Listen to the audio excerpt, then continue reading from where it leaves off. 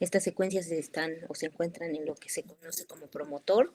Hablamos de diversos elementos en el promotor que van a permitir la regulación de, de la expresión de un gen propiamente.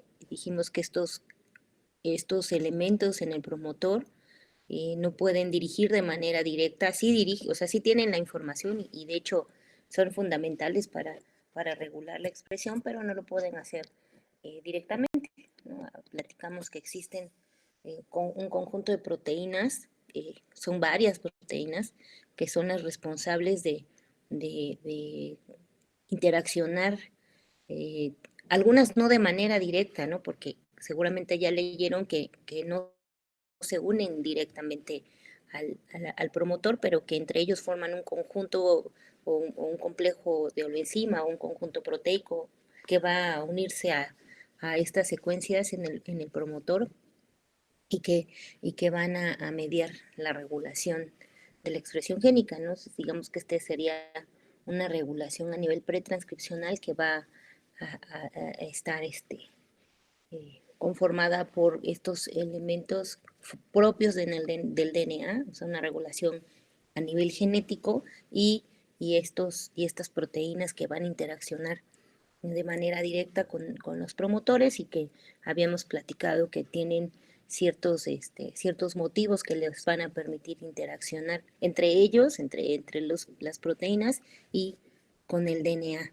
Entonces, ¿alguien me puede comentar acerca de los factores de transcripción generales, que era en lo que nos quedamos ayer, por favor?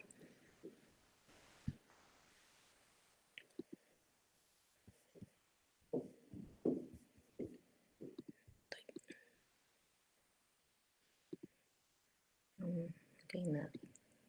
Bueno,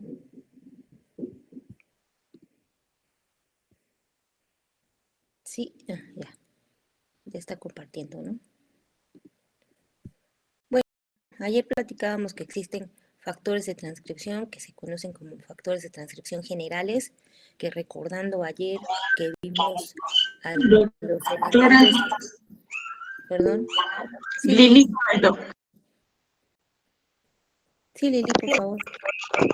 Sí, perdón, es que tenía problemas de conexión, pero yo quería hablar acerca de lo que había comentado ayer de los factores generales, que primero pues van a ayudar a reconocer los elementos basales del promotor y pues se van a ubicar sobre todo para reconocer a los elementos proximales. Y ayer estábamos comenzando sobre todo con el factor de transcripción 2D y estábamos comentando cómo es que se une a la caja TATA. Ok, sí, entonces vamos a ver, gracias. Vamos a ver que hay factores de transcripción que van a ser fundamentales para fines de inicio de la transcripción. Hay factores de transcripción que igual son fundamentales para el proceso de elongación, o sea, que sería la siguiente parte. Hay que recordar que la transcripción la podemos estudiar en 3 etapas: inicio, elongación y terminación. Vamos a platicar un poco acerca de factores de transcripción para fines de inicio de la transcripción. Vamos a ver, y ahí vamos a relacionarlos también un poco con otras proteínas que son fundamentales y que se requieren para que pueda haber o pueda existir este acceso a las secuencias genéticas, ¿no? Ayer les comentaba yo un poco que no solamente va a depender de estas secuencias propias en el DNA, sino también de qué tan accesibles sean estas secuencias a los factores de transcripción. Y esto obviamente es otro nivel de regulación que dependerá de otras proteínas y de algunas modificaciones químicas que van a estar regulando estos mecanismos de expresión. Y este mecanismo de regulación, que no forma parte como tal de una secuencia genética como la que estamos hablando en los promotores, pues es una regulación que se conoce como a nivel epigenético, que ya sería otra ciencia que está relacionada estrechamente con la biología molecular, que sería la epigenética, y obviamente también habrá un estudio acerca de todas estas modificaciones que se observan, ¿no? Son modificaciones que o son mecanismos de regulación que son fundamentales para fines de, primero desde los mecanismos de diferenciación celular, que ayer platicábamos rápidamente acerca de ello y por eso estamos estudiando este tema, sino también para el desarrollo de enfermedades, ¿no? También la epigenética las modificaciones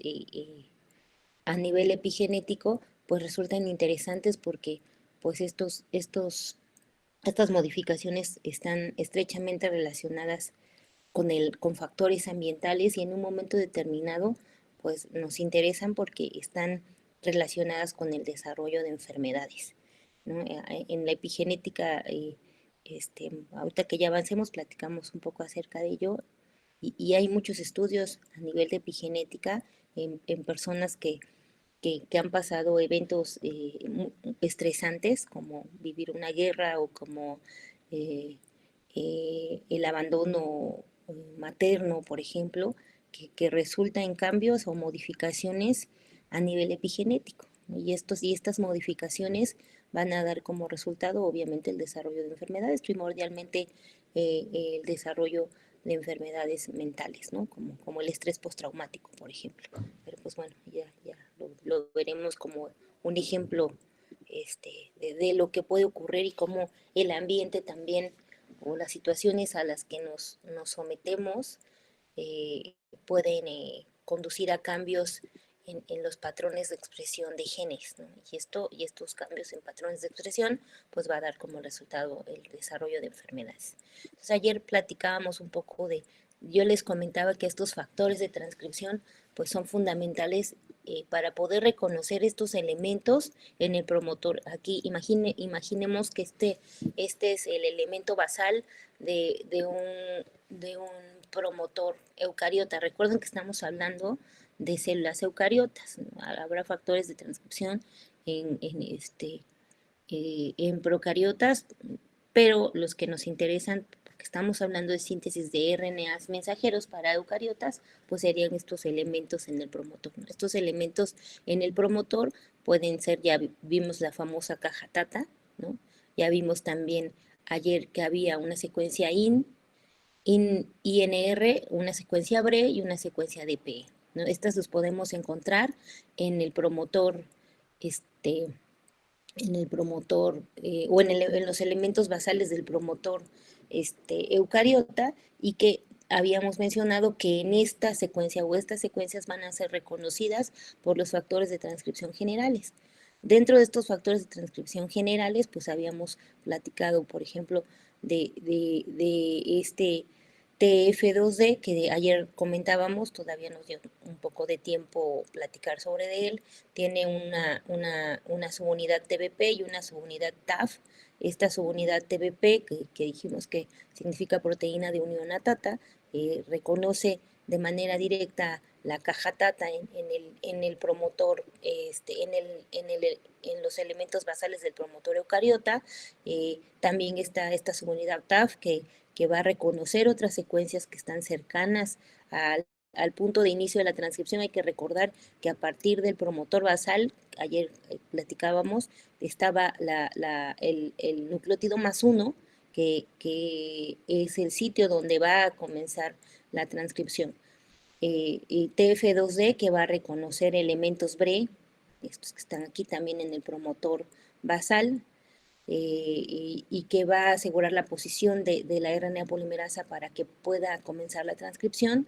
TF2EF, que va a estabilizar la interacción de las RNAs polimerasas con la proteína de unión a TATA y con TF2D, y que va a ayudar a la atracción de otros elementos que serían TF2E y TF2H. TF2E es necesario para atraer y para regular a TF2H, y a TF2H ya lo habíamos visto, ¿sí lo recuerdan?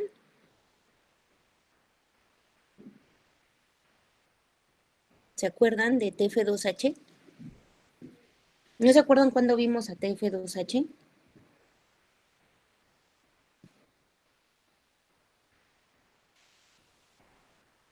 En reparación relación con la expresión de nucleótidos, doctora. Sí, gracias, Shirel. Sí, iba a decir lo mismo, doctora. En el mecanismo de reparación por escisión de nucleótidos. ¿Se acuerdan que estaba formando parte de este complejo de cisnucleasa y que tenía dominios de qué, si lo recuerdan?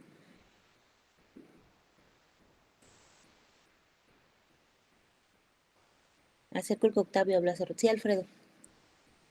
Tiene dominios quinasa y helicasa, doctora. Tiene dominio de helicasa y tiene dominio de quinasa, o sea, tiene un dominio que va a hacer que, Alfredo, si estamos hablando que tiene un dominio de helicasa, ¿cuál es su actividad? ¿Cuál es su función? La actividad que tiene el complejo de helicasa es separar las uniones por puentes de hidrógeno que hay entre las bases nitrogenadas. Pues aquí Y el está. complejo de quinasa pues se encarga de fosforilar. Ah, ok. Y bueno, aquí entonces ya tenemos las dos funciones. Gracias, Alfredo. La actividad de licasa que va a ser la responsable de separar o de abrir, en este caso, estamos hablando de que va a comenzar a formarse la burbuja, en este caso de transcripción, porque estamos hablando de transcripción, pero también tiene otra actividad importante, la de fosforilar. Va a fosforilar, perdón, la serina 5 del dominio carboxiterminal de la RNA polimerasa. La RNA polimerasa, entonces, si ven, se van a ir uniendo, se va a formar un complejo de preinización que va a mediar al final la unión de la RNA polimerasa 2 y la activación de la RNA polimerasa 2. ¿Cómo? Fosforilando su dominio carboxiterminal, y una vez que está fosforilada, entonces se va a liberar y va a comenzar a transcribir la secuencia a partir de +1 para comenzar la síntesis del RNA mensajero, ¿no? Entonces, estas proteínas, pues como verán, todas estas van a estar reconociendo estos elementos basales en el promotor.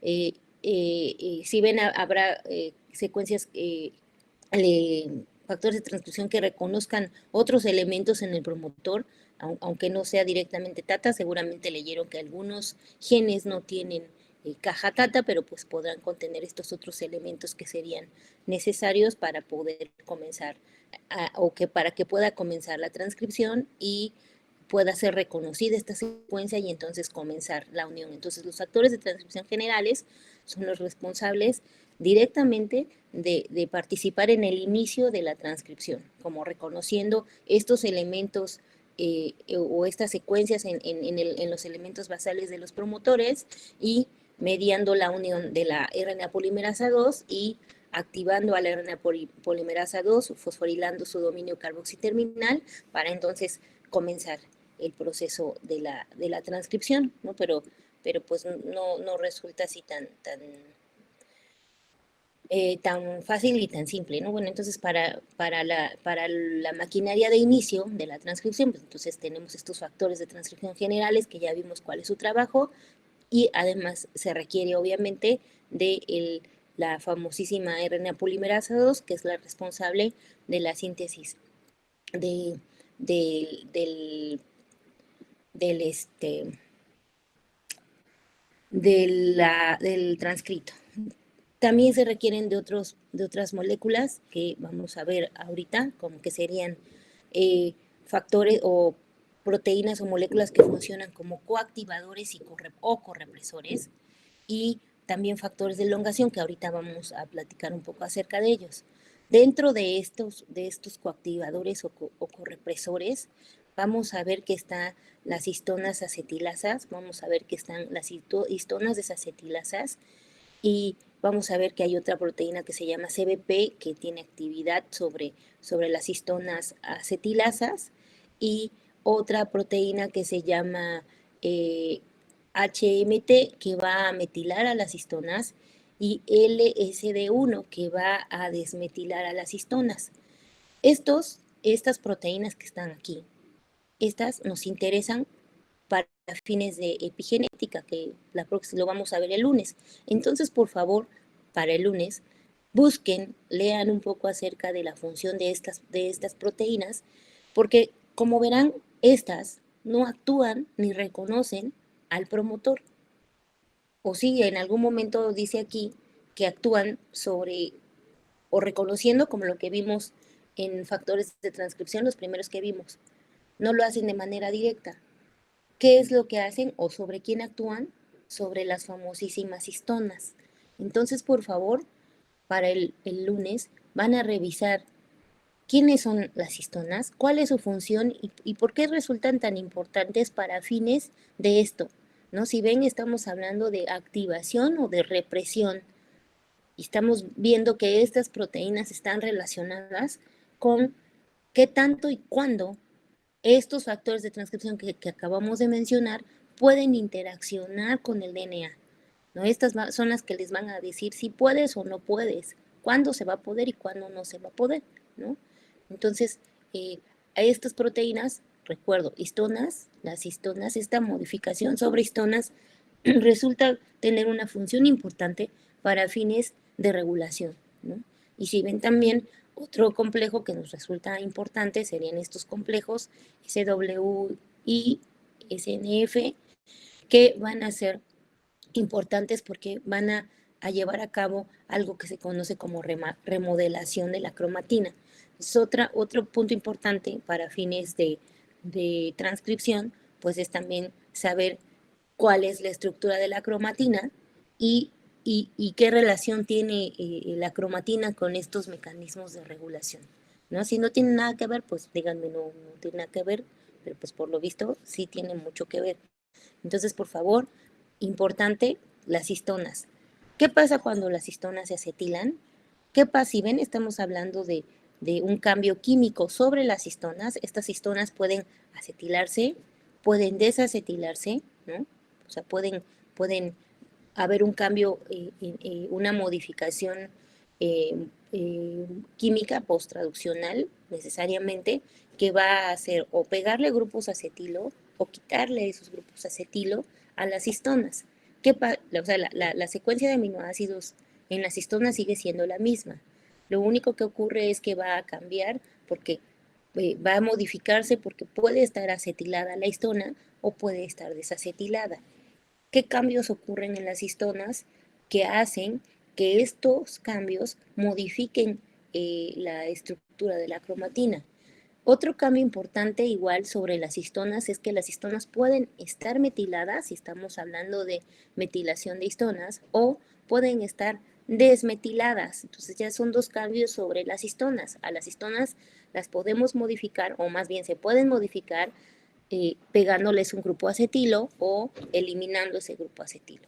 Pegándole un grupo metilo o eliminando ese grupo metilo. Ahora, ¿en qué radica ese cambio? O sea, ¿por qué es tan importante para fines de regulación? ¿Y por qué estamos hablando que está relacionado con el inicio y que en un momento determinado estos cambios pueden funcionar como represores o como coactivadores? Entonces, para el lunes, esto sería una regulación a nivel epigenético y está relacionada con el inicio de la transcripción. O sea, no es suficiente con que tengamos elementos o secuencias en el promotor. No es suficiente con que tengamos los factores de transcripción que van a reconocer estas secuencias en el promotor.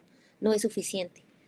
Se requieren de otras moléculas que van a permitir o no los accesos a estas maquinarias de transcripción para que pueda iniciar. Ahora, estos resultan muy interesantes y muy estudiados actualmente porque esto sería un nivel de regulación, pero nos faltaría hablar de otros niveles de regulación que resultan importantes y que están, esto puede ocurrir, estos cambios de los que estamos platicando sobre las histonas pueden ocurrir y pueden estar influidos por factores ambientales, ¿no? O sea, el ambiente, las situaciones a las que se pueda someter a un individuo pueden conducir a cambios en esto. Entonces, no es solamente entender, o no es solamente que nos aprendamos, ¿no? Si se acetila, desacetila, se metila, se desmetila y ya quedó. O sea, ¿cuál sería la repercusión biológica en un individuo cuando esto ocurre, ¿no? Esto ocurre y van a ver, se van a sorprender cómo estas modificaciones pueden en un momento dado conducir al desarrollo de diversas enfermedades y cómo lo interesante también de esto es que pueden ser reversibles en este caso. En este caso, estas modificaciones, y si ven todo, es sobre las histonas, ¿no? No estamos hablando de la secuencia propia del DNA, no estamos diciendo que vamos a cambiar a la caja tata y le vamos a meter otras secuencias genéticas para hacer una modificación en el promotor. No estamos modificando al promotor, sino estamos hablando de modificaciones sobre las histonas. Creo que de histonas ya llevaron bioquímica y creo que al comienzo de este tema yo les platiqué un poco acerca de las histonas. ¿Se recuerdan cuál es la función de las histonas? Nada más para continuar con factores de elongación.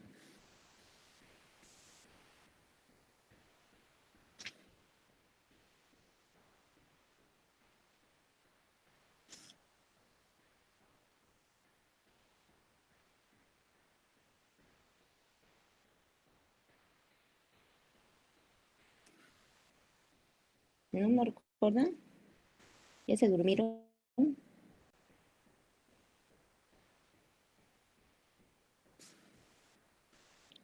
Sí, Miguel. Ah, no, Sí, Brenda, bueno, ¿no? Primero, perdón, sí, Miguel, pero es perdón. primero Brenda. Sí, Sí. Brenda. Preguntó sobre la función de las histonas, ¿verdad, Sí, doctora? por favor, Brenda. Pues se encarga del empaquetamiento del ADN, pues en las células en forma de la cromatina y a su vez en los cromosomas, y es muy importante pues en la regulación de genes. Sí, Brenda. Chirel. Sí, doctora, yo iba a mencionar que las histonas, por ser proteínas con carga negativa, se asocian con los aminoácidos básicos y forman el nucleosoma. Sí, gracias, Chirel. Miguel. Sí, pues como mencionaron mis compañeras, iba a mencionar que participan en estos niveles de compactación del material genético. Sí, gracias. Entonces, por favor, sí, sus compañeros tienen razón. Estos niveles de compactación resultan fundamentales para fines de regulación y en esto radica la importancia de las histonas y me parece muy importante, retomando lo que comentaba Shirel, en cuanto a la carga de las histonas. Por favor, revisen qué ocurre cuando se modifica la carga de las histonas y cómo esta modificación sobre estas proteínas puede conducir a cambios en los patrones de expresión de la información genética. Entonces, esto sería un nivel de regulación, pero vamos a ver que hay otros niveles de regulación que están relacionados con la regulación a nivel epigenético. Vamos a ver un poquito que también se requieren factores de elongación. Estos factores de elongación son fundamentales para lo que sería la etapa de elongación en la síntesis del RNA mensajero. Está DSIF que va a activar la elongación y va a reclutar factores que van a procesar el extremo 3'. Cuando cuando se sintetiza un RNA mensajero, vamos a ver que el RNA en eucariotas o el RNA heterogéneo nuclear va a tener modificaciones o secuencias adicionales que no estaban contenidas en el RNA mensajero procariota. Entonces, en eucariotas vamos a ver que hay una modificación al extremo 5' del RNA heterogéneo nuclear y hay una modificación al extremo 3' del RNA heterogéneo nuclear. Entonces, vamos a ver que en el extremo 5' hay una secuencia que se conoce como CAP, capucha, que es necesaria para fines de traducción y es necesaria para que el transcrito pueda tener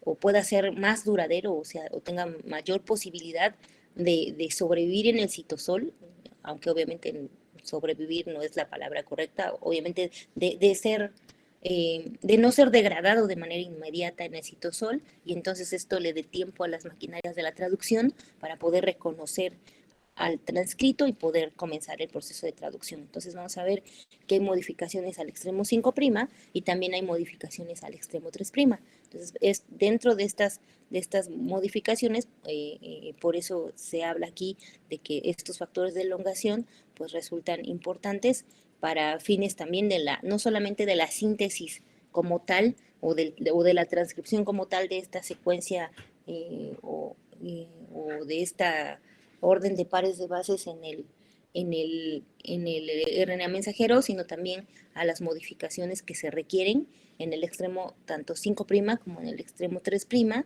que son necesarias para ya fines de la traducción, ¿no? Entonces por eso aquí se habla de que en el caso de SIF es una proteína que va a reclutar y que también va a ser necesario para los factores que van a procesar o que van a llevar a cabo la modificación al extremo 3'.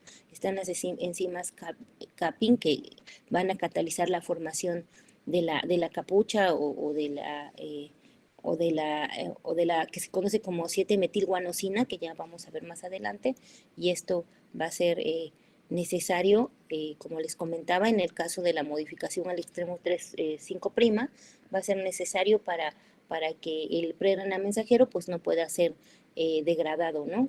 Hay que recordar que hay muchas exonucleasas que en un momento determinado pueden actuar sobre el RNA mensajero y degradarlo. Entonces, esta modificación al extremo 5', que es mediada por esta enzima, va a ser necesaria para darle un mayor tiempo de vida y obviamente no puede ser degradado. Está la proteína NELF, está la proteína PTEF, ¿no? PTEFB que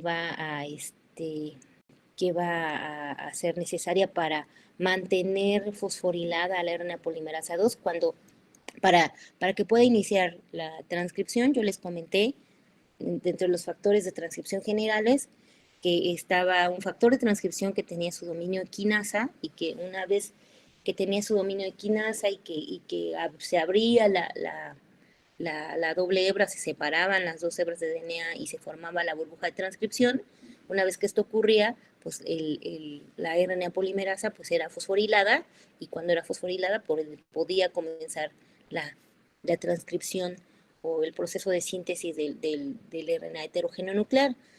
Para que pueda continuar durante la elongación sintetizando esta cadenita de RNA, pues requiere de mantenerse fosforilada y esta es la función de esta proteína, ¿no? De este factor de elongación, ¿no? Está C, que está CST6, ¿no? Que va a reconocer la unión de CTD y va a estimular también la elongación. Está TF2S, bueno, como verán hay muchas, ¿no? Esta SHD1 que va a remodelar a los nucleosomas. Como comento, es necesario que haya una remodelación de nucleosomas porque ya como comentaba Shirel, los nucleosomas están constituidos por histonas y estas histonas tienen una carga que les da afinidad y que les permite mantenerse unidos al DNA, pues para fines de síntesis o para fines de copiado, obviamente, esta estructura que se conoce como nucleosoma, que sería octámero de histonas y DNA enrollado en él, pues no resulta muy conveniente durante la etapa de síntesis de RNA, entonces tiene que haber una remodelación, no es tanto que se desprenda el nucleosoma, sino como que se va recorriendo y va permitiendo que puedan ir avanzando la maquinaria de la transcripción y para eso obviamente se requieren de estos factores que sería CHD1, FA, que es una proteína chaperona de histona que va a facilitar que todo este complejo atraviese donde hay un nucleosoma. Está CET1, el complejo de CET1 que va también a funcionar como una histona metiltransferasa, ¿no? Que va a actuar específicamente sobre la histona H3, la lisina 4 de la histona H3, CET2, que igual es una metiltransferasa, pero que va a su sitio catalítico sería sobre la lisina 3,6 de la histona H3, y este otro factor de elongación que va a estimular la ruptura o la separación del RNA y que va a mejorar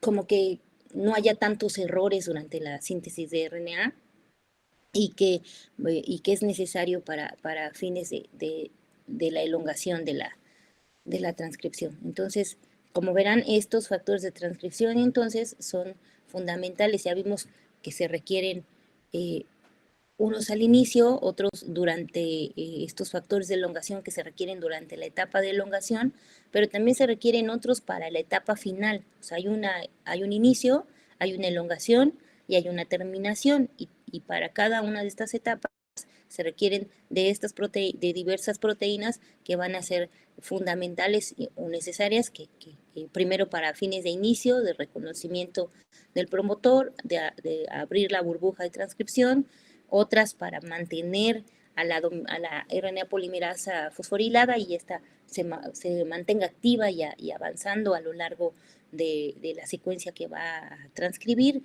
Y obviamente ya vimos que había otros factores que no actúan propiamente sobre esto, sino sobre la remodelación de la cromatina para poder hacer accesible el paso o el camino a las maquinarias de transcripción. Y ya cuando se llega a la etapa final, recordando que un gen tiene elementos o secuencias que van a marcar el inicio de la transcripción, está la región estructural, que digamos es la parte que se va a copiar, que se va a transcribir, pero también hay una región terminadora o una secuencia terminadora que va a marcar dónde va a terminar la transcripción. Entonces, para fines de terminación, pues se requieren de estos factores, ¿no? Que serían CPSF, que va a reconocer la poliadenilación. La poliadenilación es una modificación de todos los RNAs eucariotas. Yo hablé de dos modificaciones, una modificación al extremo 5' y una modificación al extremo 3'. Hay una modificación que dije que se llamaba CAP o capucha, que es una modificación en donde hay una 7-metilguanosina que dijimos que tenía una función de aumentar el tiempo de vida media del RNA mensajero y que no fuera presa fácil de las nucleasas y por lo tanto que no pueda ser degradado. Hay otra modificación que es la poliadenilación, que es importante también para fines de aumentar el tiempo de vida media del transcrito, y para fines de terminación, pues esta molécula va a reconocer la secuencia de poliadenilación y va a romper o a quitar todo el complejo de la maquinaria de la transcripción. Está CSTF, que se va a unir al dominio carboxiterminal del ADN, de la RNA polimerasa 2, y va a, para poder separar todo este complejo, y XRN2, un complejo XRN2 que va a degradar o que va a romper todo, o a separar todo el complejo de la transcripción, y va a liberar al RNA para que entonces pasemos al proceso que se conoce como splicing, ¿no? O sea, todavía, aunque lleguemos a la terminación de la transcripción, no es suficiente, ¿no? El splicing es se lleva a cabo una vez que se terminó la síntesis, y es un proceso de edición que también platicaba alguna de sus compañeras. Es un proceso también de regulación de la expresión génica, porque también en un momento determinado el splicing va a dar como resultado diversos RNAs mensajeros que pueden dar diversos productos proteicos, y en lo que se conoce obviamente como un splicing alternativo. Si hablamos de un splicing, digamos, normal, un splicing que solamente sea splicing, se está refiriendo a la eliminación de los intrones o a quitar a estas secuencias de que no son codificantes, pero que se transcribieron. Si ven, durante el proceso de la transcripción, yo en ningún momento les dije que había un proceso selectivo. O sea, no hay un proceso que durante la transcripción pueda decir, solo transcribe exones y bríncate los intrones y solo exones y los intrones. No, se transcriben tanto exones como intrones, o sea, el transcrito va a contener estas secuencias tanto codificantes como no codificantes. Y posteriormente va a haber un proceso de edición que sería el proceso de eliminar o de editar esa información y quitando los intrones, y para que pueda haber o este proceso de modificación, entonces tendríamos que platicar acerca de los RNAs pequeños nucleares, que son los responsables de reconocer, que tienen la capacidad de reconocer los extremos entre los exones y mediar la unión de extremos de exones. O sea, no funcionan como nucleasas. O sea, el mecanismo del splicing nos sería más sencillo de entenderlo si tuviéramos tijeras que cortaran los extremos en los exones y los pegaran. No ocurre así. Es un proceso un poco más complejo, que es mediado por estos RNAs pequeños nucleares, que son muchos RNAs pequeños nucleares, y entre ellos hay algunos que pueden reconocer extremos entre exones y mediar la unión entre los exones y dejar un transcrito ya maduro, ya entonces pudiéndolo llamar como tal un RNA mensajero que va a poder ser liberado al citosol para que pueda comenzar la transcripción. Bueno, entonces ya hablamos de los elementos basales del promotor, de los factores de transcripción basales. Ya vimos que todos estos son necesarios para fines de inicio, y una vez nos echamos la etapa de la elongación y la etapa final de la transcripción. Pero hay que recordar que no solamente existen estos elementos basales en el promotor, sino también están estos elementos o estas secuencias que están más próximas a los elementos basales. ¿Y cuál era la función de estas secuencias? ¿Se acuerdan? De los elementos proximales. ¿Sí se acuerdan cuál era la función de estos? Ya vimos factores de transcripción que van a reconocer este lugar, y que si vieron, su trabajo es reconocer y activar a la RNA polimerasa, y de aquí ya nos vamos y tenemos un transcrito, ¿no? Pero para que esto pueda ocurrir, pues también se requiere del reconocimiento de estas secuencias, ¿no? que se llaman elementos proximales, y que también no vamos a olvidar y que ahorita vamos a revisar al reconocimiento de estas secuencias, ¿no? Los elementos basales, los elementos proximales, entonces, así como los elementos basales, serán reconocidos por factores de transcripción, así como hay factores de transcripción que reconocen a los elementos basales, habrá factores de transcripción que reconozcan a los elementos proximales. Sí, Alfredo. Pues estos elementos proximales se encargan de regular la frecuencia de la transcripción de los genes. Sí, muy bien. Entonces, y hay que recordar, estos elementos del promotor los vas a encontrar en todos los tipos de genes. Bueno, en todos los genes que codifican para RNAs mensajeros. No lo escuché bien, doctora. ¿Lo puede repetir, por favor? Estos elementos proximales los vas a encontrar en todos los genes, o solamente estará presente en un determinado tipo de gen. No recuerdo, doctora. Brenda. Sí, doctora, yo iba a mencionar que estos factores, estos elementos proximales iban a encontrarse más importante en la caja en la caja CAT y en la guanina citosina, me parece, si no me equivoco. Bueno, entonces ahí te estás refiriendo que en los elementos proximales vas a encontrar esas secuencias, ¿no? Así como en los elementos basales del promotor vas a encontrar secuencias INR, BRE y TATA, ¿no? Digamos, esas secuencias son del promotor basal. En los elementos proximales del promotor vas a encontrar estas secuencias CAT y CG, ¿no? A eso te refieres, ¿verdad, Cheryl? ¿O era Brenda? Brenda. Sí, yo sí, doctora, a eso me Ah, refería. ok. Shirel, Sí, doctora, respondiendo a su pregunta, yo iba a mencionar que estos elementos proximales, bueno, recuerdo que iban a estar presentes tanto en genes inducibles como constitutivos. ok. Entonces, sí, Shirel, los vamos a encontrar tanto en, en genes constitutivos y genes inducibles. Sí, Sara. Gracias, Shirel. Iba a responder lo mismo que mi compañera Shirel. Ah, ok. Sara, Ya me- pero ¿por qué vamos a encontrarlos tanto en constitutivos como en inducibles? ¿Cuál es su función?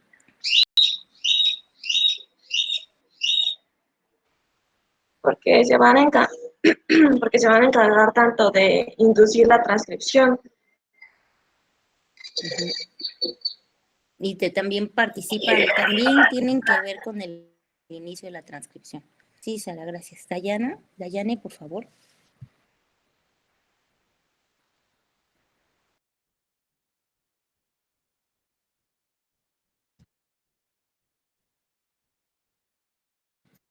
Sí, muy bien, muchas gracias. Entonces, bueno, estos elementos, o sea, hay que recordar que hay secuencias, o sea, está el promotor y están las secuencias, pero estas secuencias, para que puedan tener esas funciones de las que acabamos de hablar, requieren de estos factores de transcripción, y de lo que estamos hablando ahora son los factores de transcripción, y hay que recordar que vamos a ver que estos factores de transcripción que van a reconocer a los elementos proximales, pues se llaman factores de transcripción proximales, ¿no?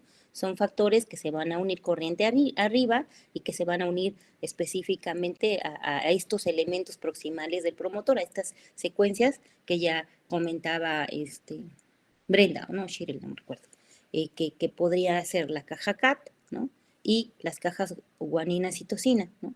Estas cajas CAT y estas cajas guanina citosina son las secuencias, o sea, el orden de pares de bases que van a encontrar en los elementos proximales y que van a ser reconocidos por los factores de transcripción. O sea, un factor de transcripción pues es una proteína que va a tener dominios o motivos de unión a estas secuencias en el DNA y que van a ser fundamentales para mantener o determinar la frecuencia con la cual va a comenzar la transcripción, y también pues obviamente son necesarios para que los factores de transcripción que reconocen a los elementos basales puedan iniciar la transcripción. Entonces, dentro de estos factores de transcripción que se conocen como proximales, pues están CTF, que va a interaccionar con las cajas CAT, ¿no? Y también SP1, que se va a unir a las cajas guanina citosina, ¿no? Gracias a que tienen dedos de zinc, ¿no? Y hay que recordar que me estoy refiriendo a estos motivos de unión que pueden contener los factores de transcripción y que le permiten obviamente interaccionar con el DNA.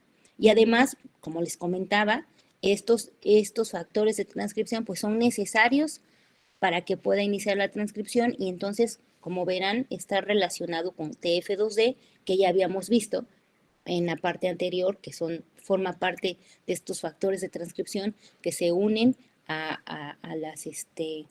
los elementos basales del promotor. Entonces, para que pueda entonces comenzar la transcripción, pues se requiere reconocimiento de los elementos basales del promotor, de los elementos proximales, y el reconocimiento viene obviamente dado por los factores de transcripción, ¿no? Los factores de transcripción son una cosa, recuerden, son proteínas que tienen motivos de unión al DNA, y aparte están los elementos que